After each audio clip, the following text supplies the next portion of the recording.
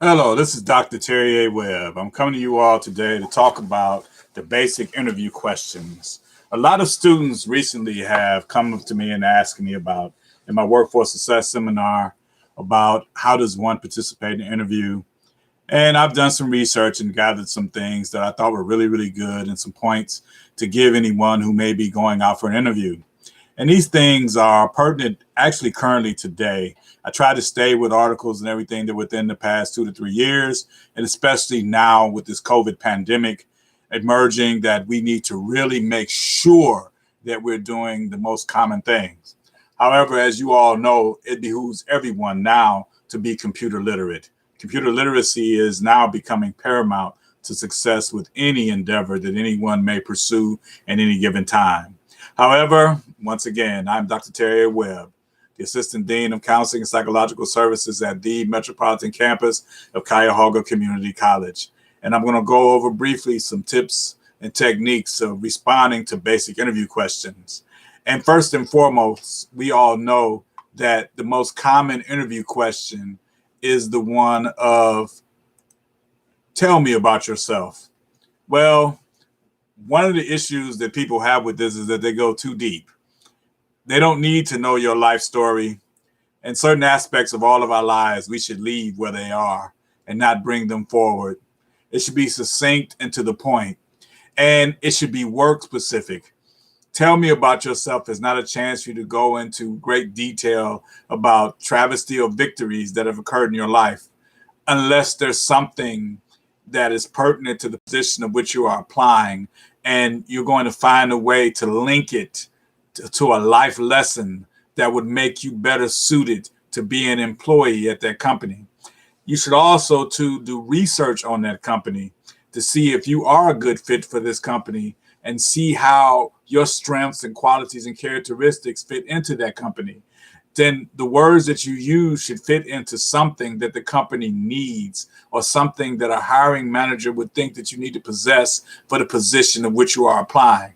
So I will close with this statement, with tell me about yourself. Be certain to not go deep into your personal life. That is not the intent of this question. This question is fully to see how you can extract from your life some things professionally and personally that link your work experiences in the past and your life experiences to being able to possibly get this job and go on and secure this opportunity and or potentially other opportunities in the company, depending on how you present yourself. Be earnest, don't lie, but please be succinct in your speech and your delivery of this information. And then the next question that may come up is, why should we hire you? You have to show the person that's interviewing you, why are you uniquely suited for this position? What about your life experiences? What about your training and education makes you able to solve problems that may arise within a specific discipline? Believe it or not, working anywhere is all about solving problems, meeting needs and demands, which are holistically problems. And the thing about it is, what makes you stand out? Show that you have some significant details about that company and the things that they do. It behooves you to always do some research and background on the company and then see how you can interject yourself into the company on why they should hire you. Tell a success story that you've had. Talk about the highlights of something you've done within that field that is pertinent to the position you're applying to, or at least extract from some other experiences that you've had that are successful and use those to highlight some of the things that may be needed for this job. And don't get discouraged. A whole lot of people may be qualified for that position. You don't focus on that. You focus on you doing the best you can and answering that question in as brief a way as you can, but actually answering the question. And when people ask you, another question is very popular: what is your greatest strength? This is a question that can open up Pandora's box, or could be a question that people call into a box. But this question is one that you take it where you want it to go. Your strengths that you identify should align with the position for which you are applying. See, highlight a strength that is crucial to the position. Don't talk about something you like to do specifically unless it's pertinent to the position of which you are applying. This is why it's essential, I'm going to say it again, that you do research on the company and you know the job description and you have dissected it to know what strengths you have that quickly align with the job description, and you are able to share that. Now, however, don't be so modest that you don't tell them the truth, and don't present yourself as if you're Superman or Superwoman or some super deity or something that, and I said deity like a god. The thing about it is that you are just good at everything. And please be careful to not name a strength that's not relevant to the job. For instance, if you're applying for a medical position, they don't need to know that your strength is baking apple pies, unless you're going to find some way to relate that to some surgical implementation. Other than that, stick to the task at hand and answer the question pertaining to you and connecting you to the position for which you are applying, accentuating your greatest strengths. And we have to be honest with ourselves too, with what is your greatest weakness. Now, this is something too. I don't like the term weakness. We all have something that we need to improve upon. I know there's something that I know I need to improve upon is that I take on too much because I just don't want to let my people down or myself down. So sometimes I work and burn the midnight oil up and I'm still working to the point of near workaholic. But the thing about it is, share a weakness, but not one. Please do not share a weakness that would make you incompatible with the job. And I've even heard people say things that make you question the morality of the individual. A weakness should be something that you need to work on to improve. And you should indicate that you're taking steps to improve yourself. So, and also because you don't want to appear to be a perfectionist. You want to appear to be someone who is eager and willing and humble enough to learn and admit that you may not know everything, but you're willing to do whatever you need to do to learn and improve upon any weakness or deficit you may have. And don't look at it as a negative venture. We all don't know everything about every position of which we work because we may not have had the opportunity to work in every aspect of every position that we have worked. Let's be real. You might have been hired to do a specific thing, but you do it better than somebody else. And then you end up doing some of their job and your job. And in the midst of it all, no matter what, everybody recognizes you for doing the jobs you were hired to do. Some of you know what I'm talking about, but know that job description. And then you can find a weakness or an ability to improve that would not interfere with you being qualified to receive the job. Because continuing education is a part of all jobs. We all have to keep learning. We all have to keep burning that oil to understand that we need to stay current on our skills and information and practices and techniques. So then therefore find something that you know that will not inhibit you from getting that job. I'm gonna leave it there. Then it asks you, why do you want to work for us? Now, there are some things that you can say that would turn a hiring manager off real quick. Talk about specific things about that company. Don't talk abstract. Say specifically, this is why I want to work here.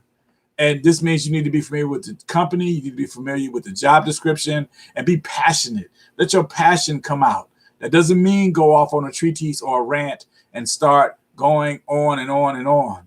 But working for this company will help you advance yourself as a person. Be complimentary, but don't just be flattering. And don't go overboard. And doing this, why do you want to work for us? Question. The thing about it is now this is your chance for you to accentuate your strengths and fit them into the job description and the current industry that the corporation may be functioning in. Find a way to network you into this and accentuate it and talk about how you can add to it and what you can and how you can grow as a person personally. And don't come off as cocky. Do not come off as arrogant, and don't come off as the hired gun, the one who is the best of the best of the best. Humility, transparency, and honesty, and showing initiative and drive are paramount in some aspects of this. And don't ever try to say this because I need the money. And people say this is cute, but it's not the best thing to say. Everybody applying for a job or a career, vocation, whatever it is, needs the money. Other than that, they would not be looking for a job. But what makes you exceptional? And what do you know about this corporation? This is your chance to shine. Because if you want to work there, you should have done extensive research on this company to let them know that you know about them and you know that you could be a good fit. So you need to make it a point to do that. And why did you leave your last job?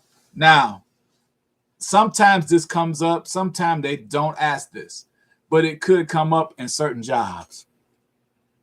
Because a lot of times people applying for the next job don't tell their employer that they're applying for the next job. And explain your situation, but don't do anything to the detriment of you getting the next job. We all can make mistakes, and using words like downsizing, budget cuts, or bad economy are good defenses. And if they are true, they're the reason that you left the job. And nowadays, in the current state of affairs of America and American society due to the pandemic, downsizing, budget cuts, and bad economy are very real. And so then, therefore, that's enough. Whatever you do in an interview is do not bash your boss, do not bash the company, do not talk about they didn't know what they were doing. Don't do that, because you always must think in the back of your mind, if you would do that about them, why won't you do that for me if I'm not going to hire you? And don't say things like, I'm just thinking about switching careers. I'm tired of doing the same old thing. Give a real positive formatted reason for why you left your other job if it was not for downsizing, budget cuts, or bad economy. And sometimes even then, there's a positive spin that can really come out of those things transpiring. So make it a point to do not bash or belittle or berate or downplay your last employer, your last supervisor. This is not the platform for that. That's something you do with your friends in your backyard or at BW3s or Applebee's or something. Do not do that. I do not recommend talking about people anyway. It's never good. It's just better to just move on and continue on with your life and pursue the dreams and the things that you want, and let that be that. Now, it always comes up, usually in an interview, describe a difficult work situation and what did you do to overcome it? We need to be honest with ourselves too. If you're working with a group of people, there are going to be personality clashes. There are going to be methodology classes. There are going to be just clashes in general. So you need to pick an example. Now, see, this is where you're in total control. You pick an example where you were victorious and elaborate on that to the point that you don't want to put anybody to sleep, but talk about how something transpired that potentially was not productive, but you found a way to work through it with the individual and be concise in it.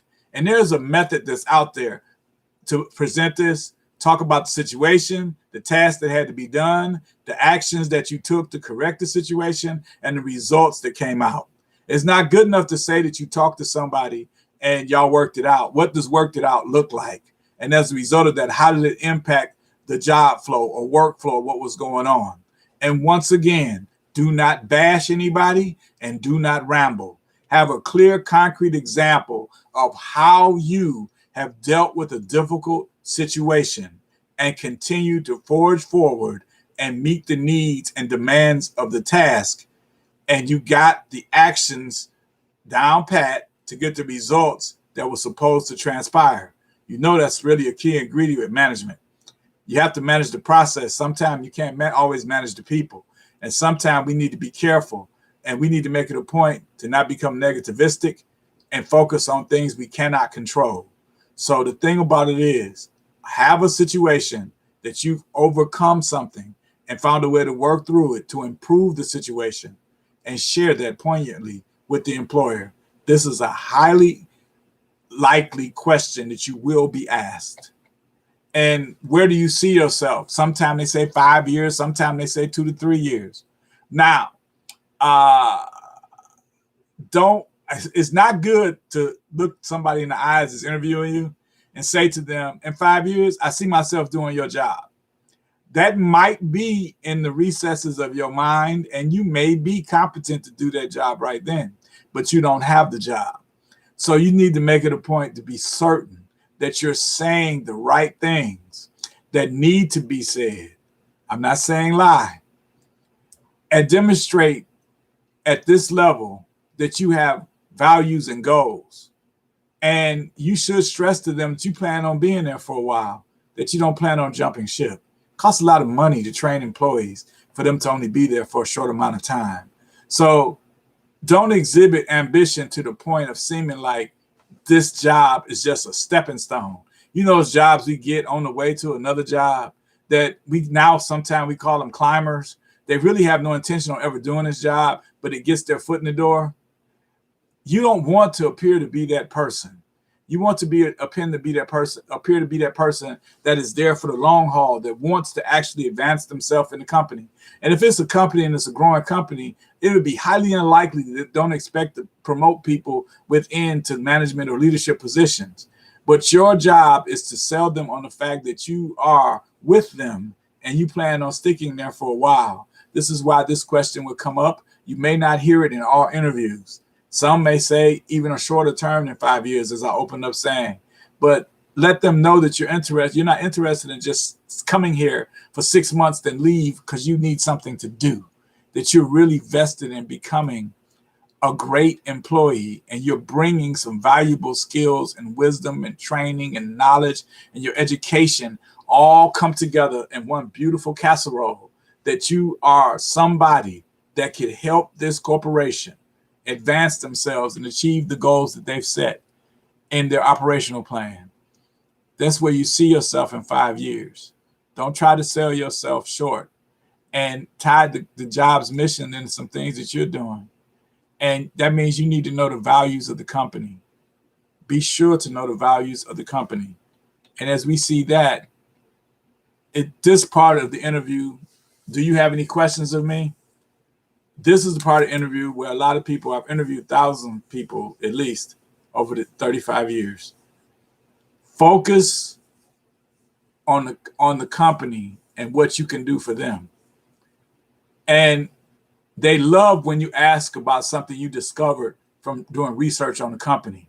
That shows your passion and your knowledge. It demonstrates your ability to be quick to learn. Because in the environment that we're in right now, being nimble and agile and computer literate, being a good digital citizen are daunting tasks, but they are well worth mastering because they will make you highly employable. So you could ask questions like, don't focus your questions on yourself. Don't ask questions that were answered in the interview. And don't ask about pay and benefits too early. You should have an idea about the pay for the position and the benefits prior to you applying. Usually that information is not hidden. And now with the internet, you can research almost anything. And you pretty much know within the parameters of your specific field that you've trained and received the education for that will teach and allow you to be able to secure a job within a certain pay grade. And nowadays, in most colleges, universities, and training centers, and career centers, and vocational centers, when you apply or receive the training, they have salary ranges and hourly ranges of pay that you should expect. So you should expect that. And then also too, you can ask a question. A great question is, what would be the next steps in this process?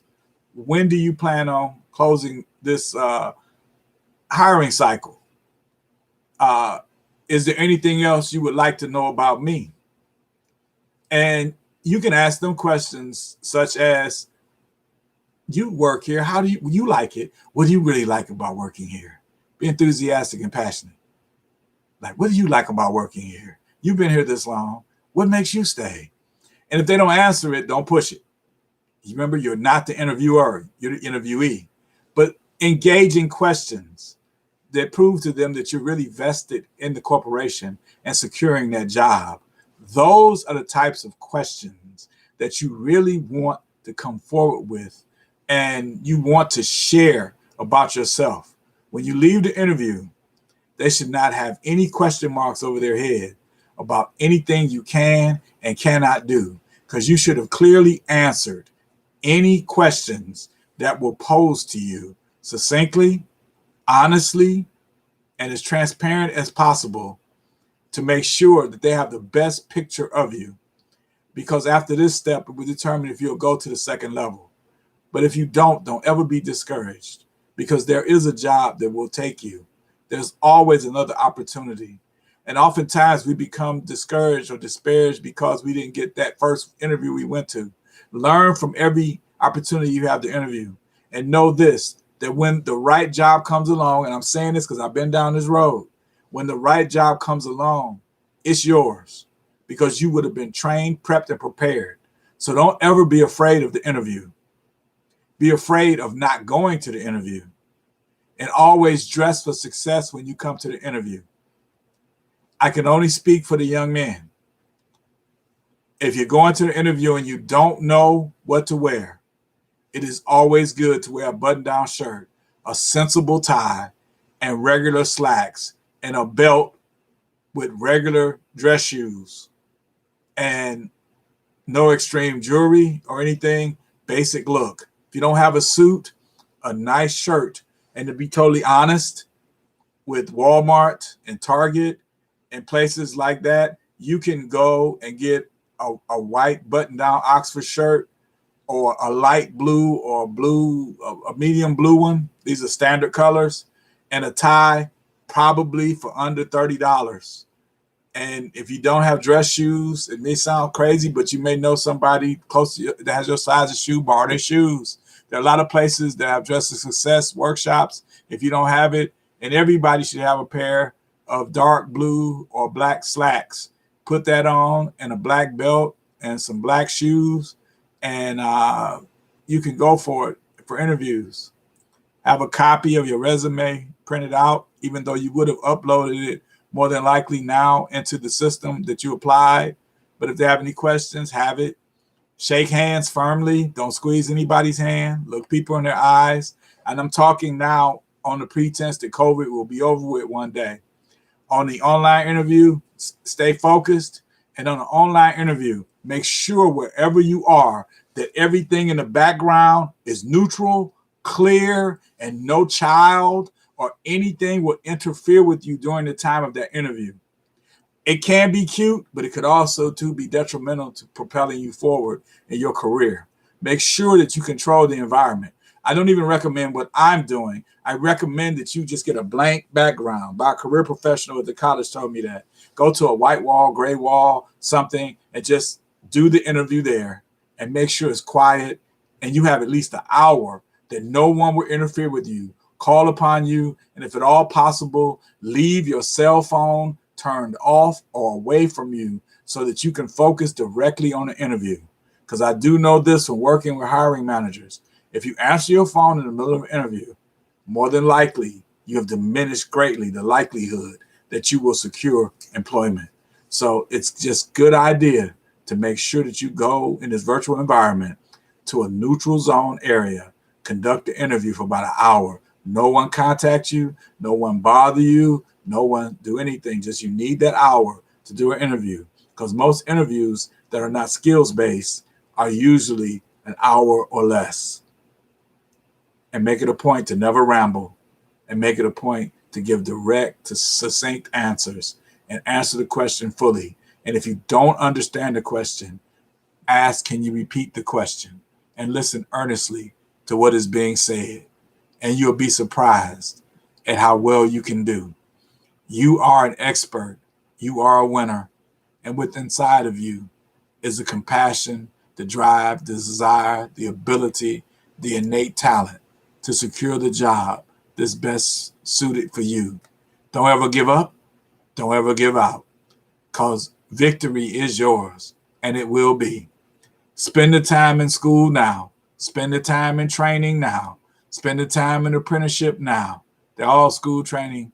The thing about it is, in due time, you will reap the rewards, because education does pay. It pays very well. When you can hold up a certificate or a piece of paper and say that you're qualified to do this, you have now done something that a lot of people have never done. Not necessarily saying you better, but you're better prepared and better qualified to meet the needs of your family or whomever you want to take care of and provide for. Or if you just choose to, you can spoil yourself. You deserve to have a great future. And at Tri-C, this is where futures begin. Take care. If you have any questions, you can reach out to me.